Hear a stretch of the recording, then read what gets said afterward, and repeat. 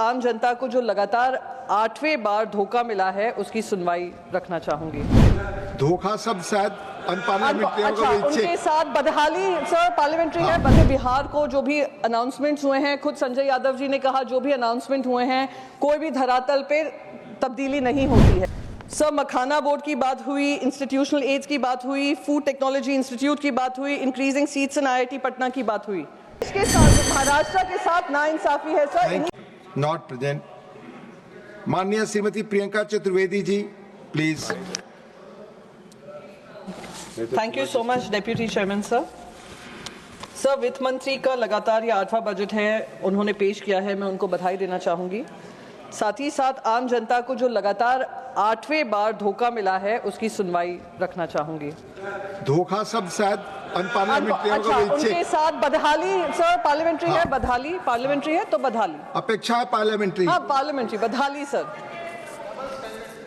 Sir वित्त मंत्री ने जब बजट पेश किया उन्होंने 12 लाख तक का इनकम टैक्स की राहत जनता को दी, उसका मैं स्वागत करती हूँ।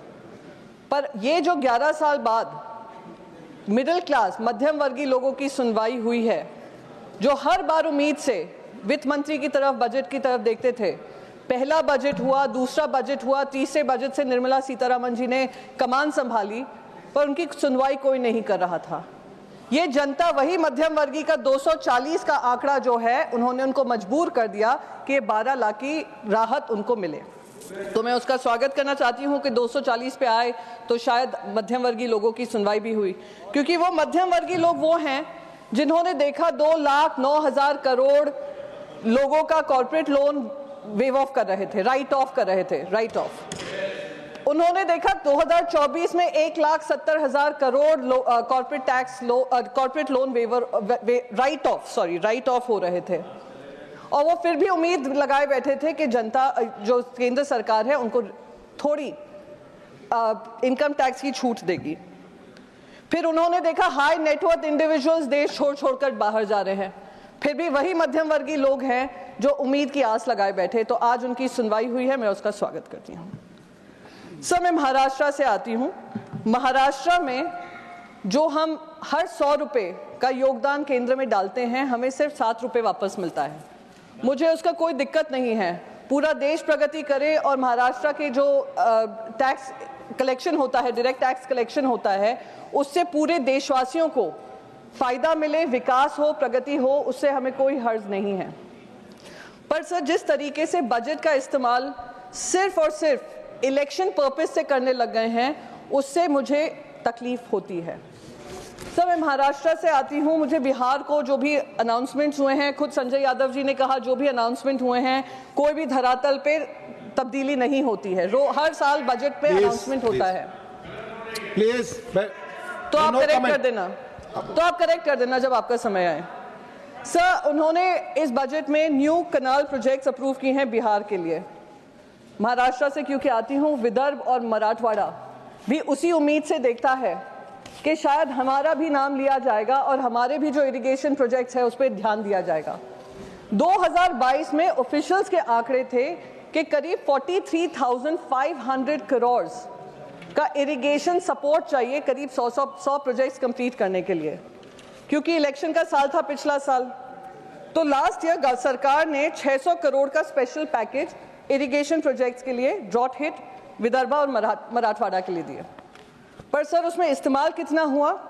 सिर्फ उसमें से इस्तेमाल हुआ 30%, 400 करोड़ जो रिवाइज्ड एस्टिमेट है, और इस टाइम पे कोई ज़्यादा एलोकेशन हुआ ही नहीं है। ये महाराष्ट्र के साथ इस तरीके का बार बार भेदभाव होता है। क्या महाराष्ट्र के किसान देश के किसान नहीं हैं? क्या महाराष्ट्र के किसान ने भी अपना खून पसीना नहीं बहाया है? जैसे आपका जो टैक्स कलेक्शन होता है GST के माध्यम से, डायरेक्ट टैक्स में तो जो देते हैं, जो इनडायरेक्ट टैक्स GST के माध्यम से हर वर्ग देता है, उनको राहत मिले। सर एक और आंकड़ा पेश करना चाहूंगी।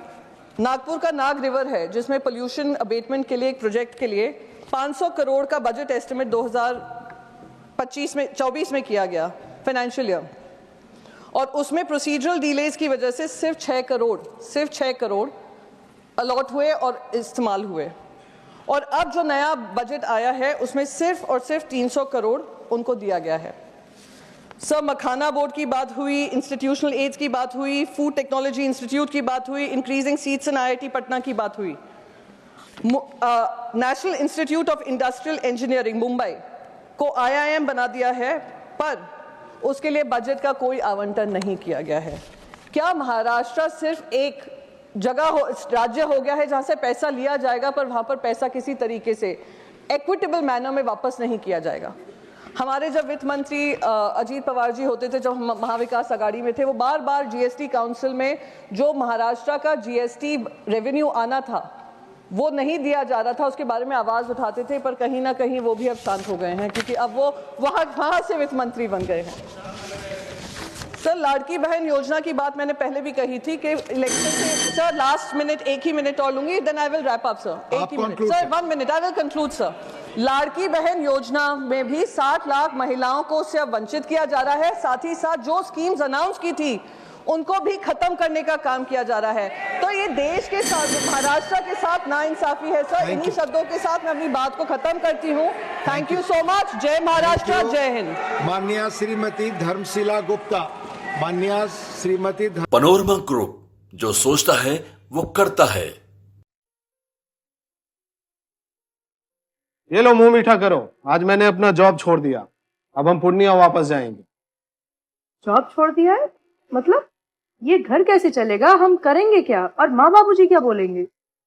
इसलिए मैं एक और मिठाई का डब्बा लाया। अपने बिजनेस के लिए लोन अप्रूव हो गया। अरे लोन अप्रूव हो गया वो तो ठीक है, लेकिन पूर्णिया में हम रहेंगे कहाँ? अपना घर भी तो नहीं है वहाँ। इसलिए तो एक और मिठाई का डब्बा अलग से लाया हूँ। हमने पूर्णिया में घर ले लिया है, पूर्णिया के ई-होम्स पैनोरमा में।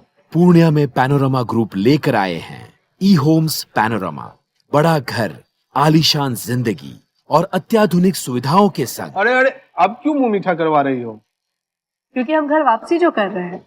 घर वापसी की खुशी पूर्णिया में ई-होम्स पैनोरमा के संग। ई-होम्स पैनोरमा, लग्जूरियस लाइफस्टाइल रीडिफाइंड।